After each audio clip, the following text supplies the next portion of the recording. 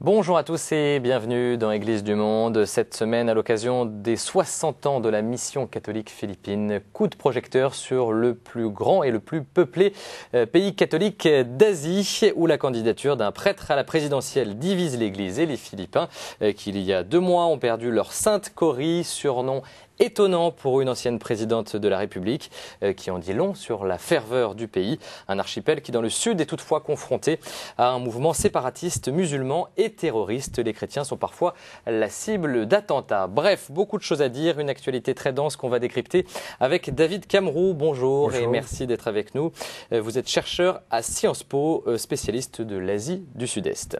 Tout de suite, on va prendre la direction des Philippines à la découverte du paysage religieux de l'archipel. Regardez, c'est un commentaire de Sophie Lenné. Archipel aux plus de 7000 îles, la République des Philippines est le seul pays majoritairement catholique de l'Asie. La communauté catholique représente 87% de la population. 10% sont musulmans. Devenu colonie espagnole en 1565, l'archipel fut évangélisé et le rôle du clergé espagnol, en particulier des moines, fut considérable. Les Philippines ont été colonisées par les Espagnols pendant 400 ans. Donc ça a énormément marqué le fond de la culture philippine. De nos jours, les Philippins sont restés très religieux et les services du dimanche sont régulièrement suivis. L'église est en pleine expansion et plusieurs congrégations forment des missionnaires. Right now in the Philippines, we have become a missionary country. Not in the sense of receiving missionaries from Europe, but right now we have become a missionary sending country because we send missionaries to Africa, to the rest of Asia, to Oceania, and even Europe. Europe, who used to send missionaries to the Philippines, is in need now of missionaries coming from the Philippines. En plus de sa mission d'évangélisation, l'Église intervient souvent dans les affaires publiques. Soutien au projet de loi contre la pornographie ou bien encore lutte contre la politique de limitation de naissance. We maintain our prophetic position that if there is something wrong, we are not going to keep quiet.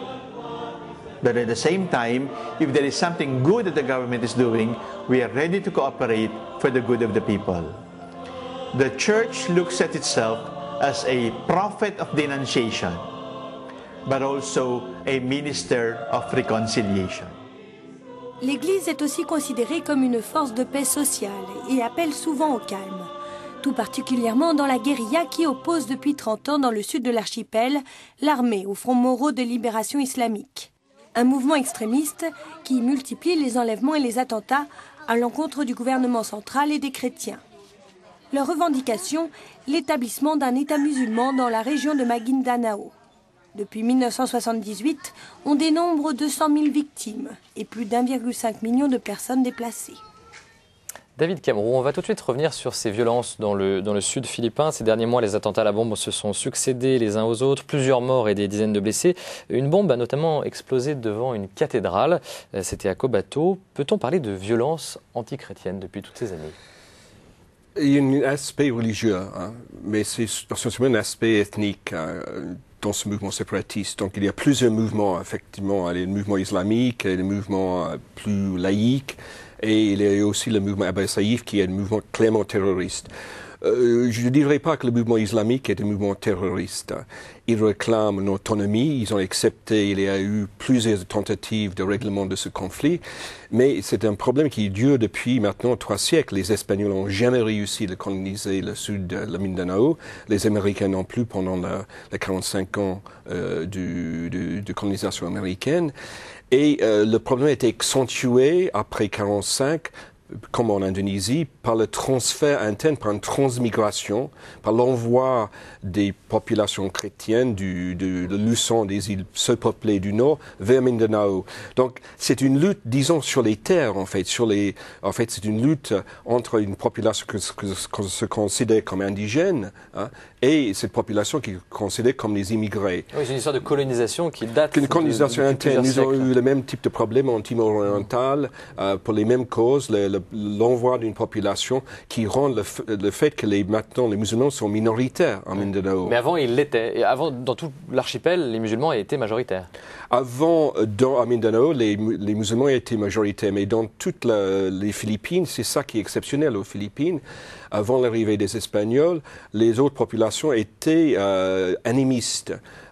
Et ce qui explique un peu la conversion, la seule conversion réussite en Asie de cette population massive, hein, 80-85% de la population chrétienne, parce qu'en fait, il n'y avait rien d'autre avant, sauf dans le sud, où les musulmans ont lutté, ont toujours résisté à l'évangélisation.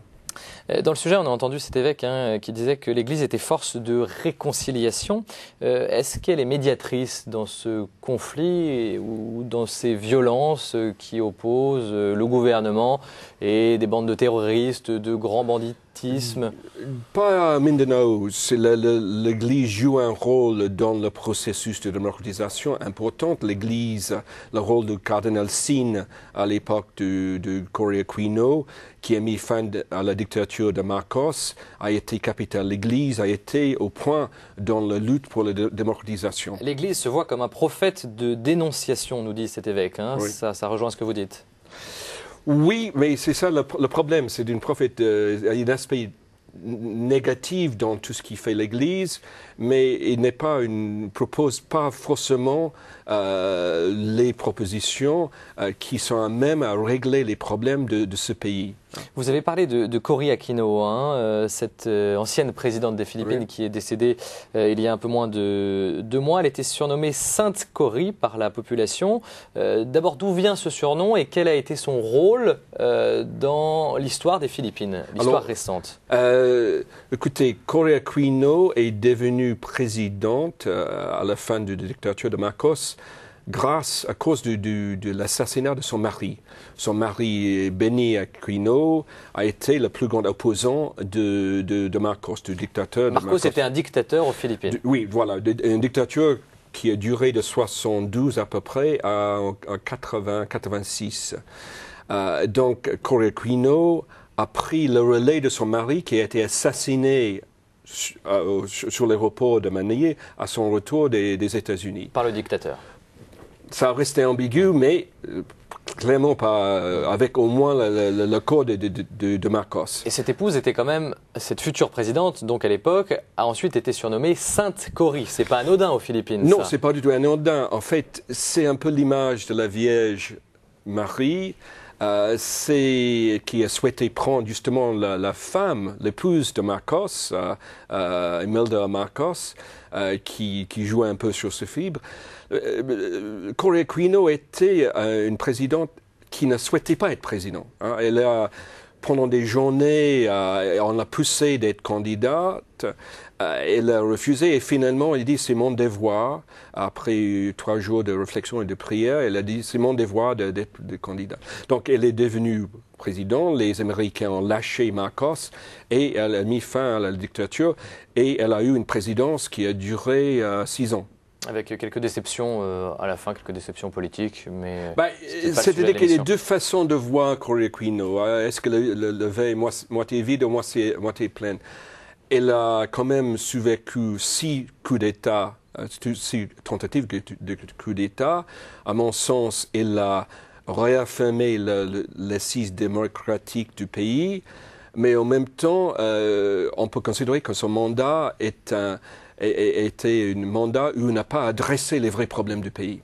Avec l'Église qui a joué un grand rôle pendant cette période, notamment pendant la chute du président Marcos, du dictateur, avec le rôle du cardinal Sin que vous évoquiez tout à l'heure. Le rôle du cardinal Sin et des religieuses. On a des images extraordinaires de cette époque où on voit les religieuses devant les chars, en train de convaincre les militaires de se rejoindre aux rebelles. Donc l'Église s'est alliée avec une partie de l'armée et également avec une partie du milieu des classes des affaires pour faire fin à la dictature de Marcos. Et donc l'Église a joué un rôle important et le cardinal Sinn a été une référence morale pendant plusieurs décennies. Mais ensuite, avec la création, le retour de la démocratie aux Philippines, on oublie que la première république en Asie, c'était pas en Chine, c'était en 1898 aux Philippines. Le retour à un système démocratique n'a pas, l'Église a empêché, à mon sens, de redresser les vrais problèmes. Quels sont les vrais problèmes des Philippines? C'est la question d'une réforme agraire conséquente. On sait que pour l'ensemble de l'Asie, que la modernisation, disons, l'essor économique commence par le repartage des terres. Et l'Église a joué un rôle conservateur fort dans ce sens-là. Et le deuxième problème, c'est justement la question de planification familiale. Et les Philippines connaissent une croissance démographique très forte, qui sont incapables d'assumer. Il manque, par exemple, presque 3000 classes, salles de classe dans les écoles. On a des classes avec 100 élèves. Et l'Église s'inscrit dans ce débat national aujourd'hui. Voilà, l'Église a toujours opposé à toute tentative de mettre en place un système de planification familiale, de contraception. Et dans ce sens-là, elle jouait quand même un rôle, il me semble, néfaste. Aujourd'hui, c'est une femme à nouveau qui est aux manettes, j'ai envie de dire, des Philippines, une présidente qui s'appelle Gloria Arroyo, mais bientôt de nouvelles présidentielles, ça sera en 2010, et un prêtre, il s'appelle Eddie Panlilio, s'est déclaré candidat, une annonce qui a eu l'effet d'une bombe. J'ai senti que Dieu m'appelait, dit-il. Comment vous jugez la pertinence de cette candidature d'un prêtre à l'élection présidentielle philippine? En fait, c'est pas le seul, il y en a d'autres, il y a au moins 2 autres. Il y a un mouvement charismatique au sein de l'Église catholique qui s'appelle El Shaddai, qui a 8 millions d'adhérents. C'est énorme, c'est 10% de la population, qui reste au sein de l'Église catholique. Et Brother Mike, le frère Mike, qui est ancien agent immobilier, pense aussi se présenter. Et il y a un autre mouvement évangélique cette fois-ci. Protestant, donc évangélique. Oui, qui pense également présenter un candidat.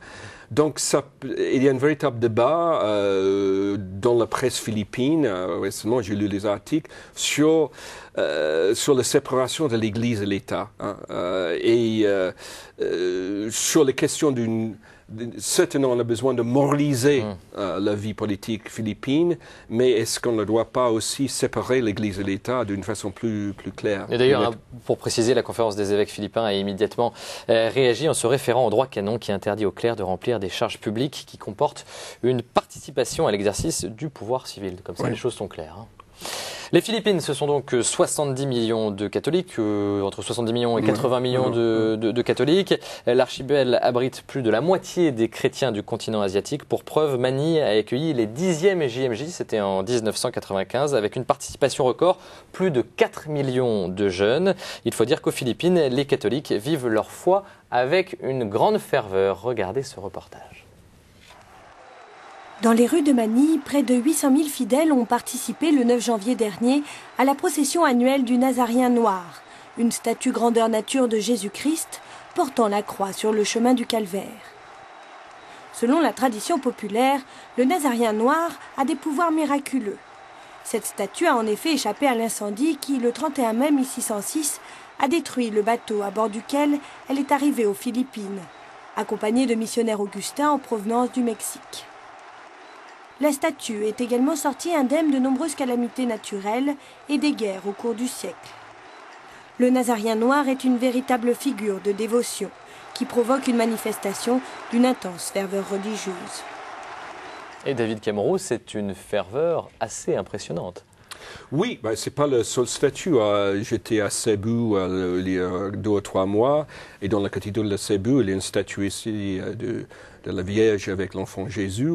Il y avait une queue de 500 mètres pour visiter en fait la statue. Donc il y a effectivement une ferveur religieuse extrêmement importante, qui est aussi l'animisme qui existait avant l'arrivée des Espagnols n'est pas totalement disparu. Hein.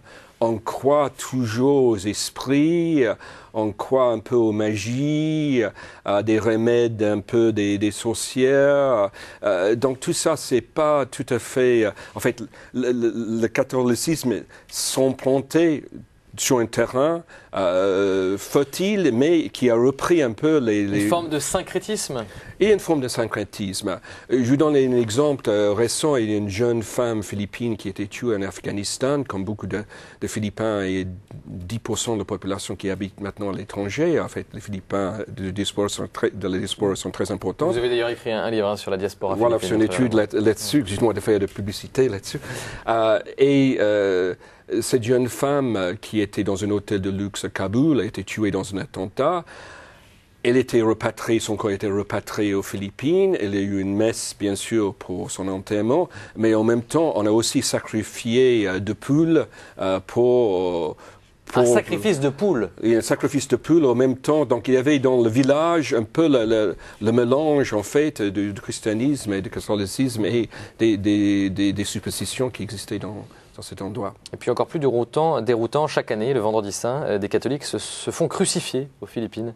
Des crucifixions volontaires et publiques, tout comme des flagellations volontaires, pratique que désapprouve l'Église, bien entendu. On voit une photo là à l'écran. C'est vrai que c'est assez impressionnant quand même. Hein. Oui, l'Église philippine, en fait, les Philippines faisaient partie de l'empire de l'Espagne en Amérique du Sud. Donc quand on arrive aux Philippines, on n'est pas sûr de se trouver dans un pays asiatique. Les gens qui connaissent bien l'Amérique du Sud se disent on est dans une Amérique du Sud un peu asiatisée. Et l'Église a été, on voit les Augustins et les Dominicains qui sont arrivés de Mexique, c'était un peu la continuité de l'Église en Amérique du Sud. Cet évêque philippin qu'on voyait dans le premier reportage nous disait en début d'émission que les Philippines, après avoir été évangélisées par les Espagnols, vous l'avez dit, envoient à leur tour des missionnaires. Oui, tout à fait. Pas simplement les missionnaires, mais parmi le diaspora, l'étranger, qui reste toujours très fervente, catholique, mais aussi des églises comme l'église Ani Cristo, sur laquelle je travaille actuellement, qui est une église, une secte plutôt qu'une église, ils ont des missionnaires étrangers. L'église philippine, contrairement aux églises en Europe, n'a pas du tout de problème de recruter les prêtres et les religieuses. Nombreuses vocations. Et nombreuses vocations. Et ces gens-là sont une vocation, effectivement, en Europe, mais ailleurs, d'évangéliser. Ceci dit, on va s'arrêter un instant sur l'action sociale de l'Église, car l'Église locale, sur ce terrain, reste toutefois accompagnée par de nombreux missionnaires et volontaires occidentaux, exemple du côté des missions étrangères de Paris. Regardez.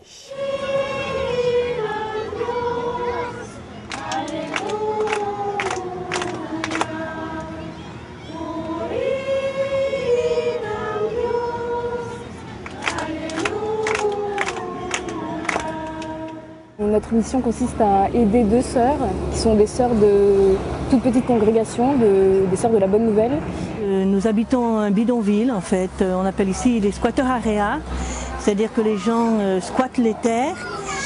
Nous sommes 2 sœurs et donc nous habitons vraiment au milieu des gens, au milieu des familles pauvres. La mission des sœurs est absolument pas de fournir quelque chose de matériel, c'est simplement d'être présent au milieu d'eux et d'accompagner les familles et les gens dans leur vie, dans leurs difficultés, dans leur joie. Voilà, c'est simplement une présence, une écoute surtout. On n'a pas l'impression de faire grand chose en fait, on est plus une présence, une présence auprès des enfants. Donc c'est plus une présence attentive auprès d'eux qu'une énorme action comme on pourrait faire, je sais pas, dans le cadre d'une ONG pour lutter contre la pauvreté. Là, c'est pas du tout le but parce que l'aspect est beaucoup plus spirituel. Et du coup, il y a quelque chose de très gratuit en fait. Nous vivons effectivement au milieu des pauvres et nous allons toujours au-devant d'eux. Nous essayons d'avoir nos activités là où ils sont, dans les zones où ils habitent. Mais notre objectif n'est pas de s'enfermer avec eux. Notre objectif est vraiment qu'ils puissent un jour se sortir de la misère.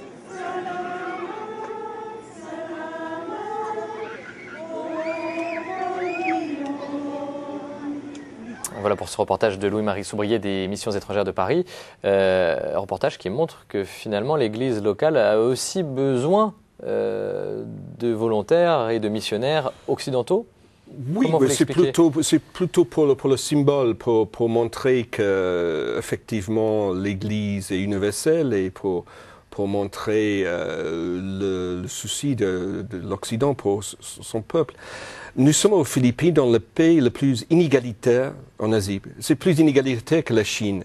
Et ce qui est vraiment choquant quand j'ai fait mes recherches aux Philippines, c'est de me trouver dans un endroit avec les gens extrêmement riches. L'autre côté du mur commencent les bidonvilles.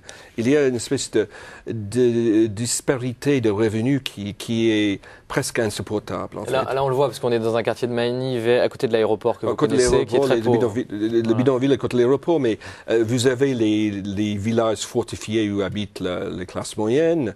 Vous avez le centre commercial de Makati qui est extrêmement riche. Et de l'autre côté de la rue commence le bidonville. Et c'est une situation qui est socialement explosive, hein, parce que il me semble que la démocratisation progressive des Philippines, ça se pose la question, est-ce qu'on peut avoir une démocratisation politique sans un certain niveau de démocratisation économique? Et que dit l'Église justement sur cette question des inégalités sociales et que fait-elle, l'Église locale? L'Église a beaucoup d'activités au niveau social, au niveau éducatif. Heureusement que les meilleures universités, les meilleures écoles sont les écoles et les universités de l'Église. Et également une activité sociale dans les bidonvilles. Mais nous sommes un peu en face du même dilemme qu'on trouvait en Europe pendant les révolutions industrielles. C'est-à-dire que est-ce que c'est suffisant de pallier par les œuvres charitables, caritatives, à ces problèmes sans attaquer frontalement d'une façon ou d'une autre le problème politique qui est derrière. Le problème politique qui est lié au fait que les paysans ne possèdent pas leur terre, ils travaillent dans les grandes plantations. Si on ne fait pas quelque chose sur cette démographie galopante, je disais qu'il y a à peu près 1 million de Philippins qui quittent le pays chaque année. Hein. Ça me semble c'est à peu près le même nombre qui rentrent sur le marché du travail chaque année. Alors un pays qui est obligé d'exporter sa population est quand même un problème quelque part. Et c'est pas n'importe laquelle population, c'est les gens les plus éduqués, les plus qualifiés, les infirmières, les techniciens qui partent. On parle également d'instabilité politique et de corruption aux Philippines. Est-ce que c'est encore le cas aujourd'hui? On en parlait pendant longtemps. Oui, alors ça. Et que dit l'Église aussi là-dessus? L'Église, comme disait le cardinal, dénonce systématiquement la corruption et les abus de pouvoir, comme la presse qui est très libre. Mais ça pose aussi le problème. On a une presse libre, on a une Église qui joue son rôle pour dénoncer les abus, mais ça n'arrive jamais, on ne voit jamais ces gens en prison, on ne voit jamais ces gens vraiment arrêtés. Ils sont arrêtés, mais la justice est aussi corrompue. On a une législation, comme disaient de mes collègues juristes, on a une législation qui est très compétente, mais on n'a pas d'esprit, disons, d'adhérer en fait à cette législation. On n'a pas d'esprit d'accepter en fait les conséquences de cette législation. Donc, vraiment les réformes profondes politiques qui passent par une forme de repartage des richesses de ce pays, parce que c'est quand même un pays qui est fondamentalement très riche. En 1945, il y a 60 ans, c'était sans doute le pays avec le plus d'avenir en Asie du Sud-Est. On oublie, comme la Birmanie et comme le Vietnam, les 3 les trois qui sont en retard. Et donc, il me semble qu'on a une préoccupation avec ce que j'appelle une liturgie démocratique, les élections libres, les élections justes, avec une vraie débat politique, mais ensuite, rien ne change. Rien ne change. Les mêmes sont toujours au pouvoir. On estime que les 2/3 des hommes et des femmes politiques dans le Congrès philippin sont les fils et les frères et les sœurs des grandes dynasties politiques. On arrive à la fin de cette émission. En quelques mots, qu'est-ce que vous espérez pour l'avenir de cette Église des Philippines? J'espère qu'elle joue toujours son rôle pour confronter une population, mais également qu'il pousse un débat un peu plus, qu'il soit plus proactif que réactif. Merci David Camroux. Je rappelle que vous êtes chercheur à Sciences Po, spécialiste de l'Asie du Sud-Est. Et puis à l'occasion du 60e anniversaire de la mission catholique philippine, une information, une messe sera célébrée par le cardinal 23 à Notre-Dame de Paris. Ce sera le dimanche 25 octobre à 18h30. Il me reste également à remercier Pierre-Marie Soubrier des missions étrangères de Paris pour ces images et ces excellents reportages. Voilà, on se retrouve la semaine prochaine pour un nouveau numéro d'Église du Monde.